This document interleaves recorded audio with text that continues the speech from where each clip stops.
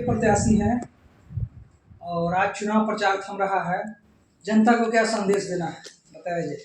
जनता को संदेश यही देना है कि अपना जो वोट है, अपना कीमती जो लोकतंत्र के त्यौहार है, 18वां लोकसभा है और जो 20 मई की जो चुनाव होगी वो वोट अपना सोच समझ कर जनता दे कि सारण के लिए दोनों सत्ताधारी पार्टियां, चाहे जदयू के, राजद के, भाजपा कहिए, कि सारण के लिए क्या दिया है। कुछ भी नहीं ऐसा चीज है कि यहाँ सारण पे कुछ बेहतर काम या रोजगार को या किसी चीज के बेहतर नहीं है। सारण के जनता से रिक्वेस्ट है कि अपना वोट एक मरतबा हमें सपोर्ट करे, वोट उनका सपोर्ट हमारा। देखिए, सबसे पहले तो आप लोगों का आभार है कि इस भाग में आप बहुमूल्य समय निकाल कर आए हैं। देखिए, हम लोग अल्पसंख्यक हैं और दुनिया जानती है कि अल्पसंख्यक समाज पिछले 75 वर्षों से लगातार इस देश, ये प्रमुख मुद्दा हमारा है। हमने भागीदारी को त्याग दिया, हिस्सेदारी को त्याग दिया। किसी भी दल से हमने आबादी के अनुपात में अपनी उपस्थिति कभी मांगी नहीं, हिस्सेदारी का सवाल भी नहीं उठाया। हमने तो सेकुलरिज्म को बचाने के लिए, प्यार, मोहब्बत, भाईचारा, एकता और शांति को बनाए रखने के लिए, लोकतांत्रिक व्यवस्था को बनाए रखने के लिए, संवैधानिक व्यवस्था को बनाए रखने के लिए हमेशा वोट किया। और हमने सेकुलर पार्टियों को सदैव इसलिए मजबूत किया कि देश के अंदर अमन, चैन, भाईचारा बना रहे।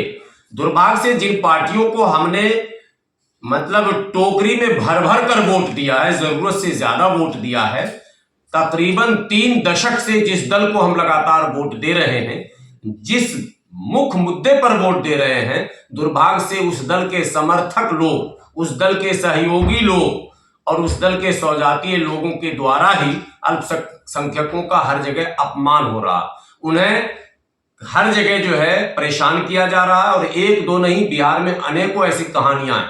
सारण के संबंध में 3 बातें समझनी है। पड़ोस में सीवान है।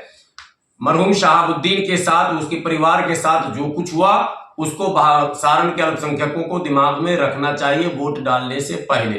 हालांकि बिहार में दूसरे कई परिवार हैं, जैसे अनवारुल हक का परिवार है, लालू जी ने उनको भी ठिकाने लगवा ही दिया है, परिवार का नामो निशान नहीं है। एक तरफ आपकी वो बेटी जो भारत की सिटीजन भी शायद नहीं थी, बाद में बनी, सिंगापुर की सिटीजनशिप ली हुई थी, आप उसको उठा के लाकर थोपते हैं। तो लोकसभा भी आपको चाहिए।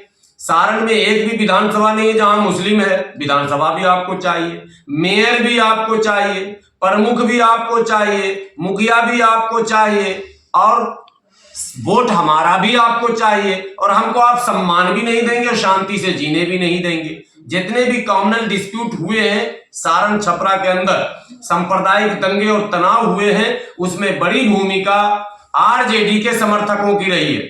आरोप बजरंग दल और आरएसएस और भाजपा पर लगाया जाता है, लेकिन जब MY का नारा दिया गया था तब कविता पढ़कर सुनाया जा रहा था कि मुस्लिम यादव भाई भाई दोनों जैसे दूध मलाई। तो अब सवाल यही तो आ रहा है कि जब हम भाई भाई थे तो भाई ने भाई को क्यों लूटा?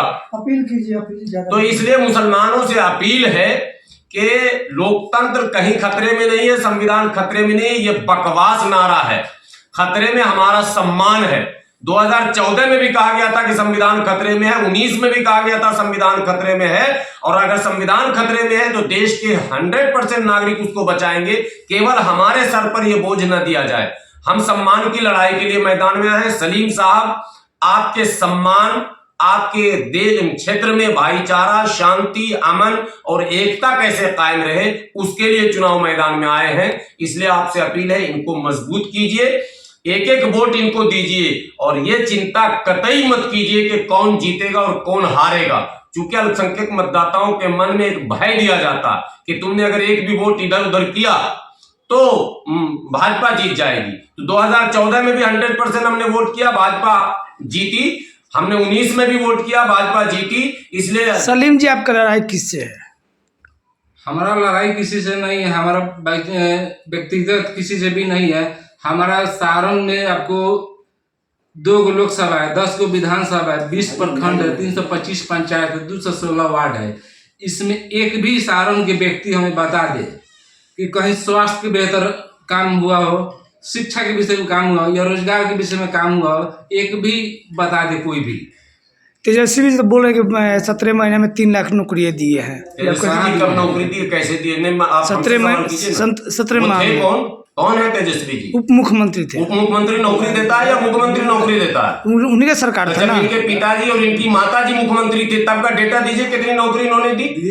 जब इनके पास थी नौकरी तब तो दिया नहीं, और नीतीश कुमार के कंधे पे सवार होकर ये नौकरी का क्रेडिट ले रहे हैं, तो वो बिल्कुल गलत है, रॉन्ग है इनका। ये बरगला रहे हैं लोगों को, और इनकी सरकार आएगी तो फिर लूट होगा, फिर बालू माफिया, खनन माफिया, फला माफिया, सारे माफिया सक्रिय हो जाएंगे। मेरा नाम हाफिज गुलाम सरवर है, मैं राष्ट्रीय प्रवक्ता हूँ ऑल इंडिया यूनाइटेड मुस्लिम मोर्चा का। चलिए ठीक।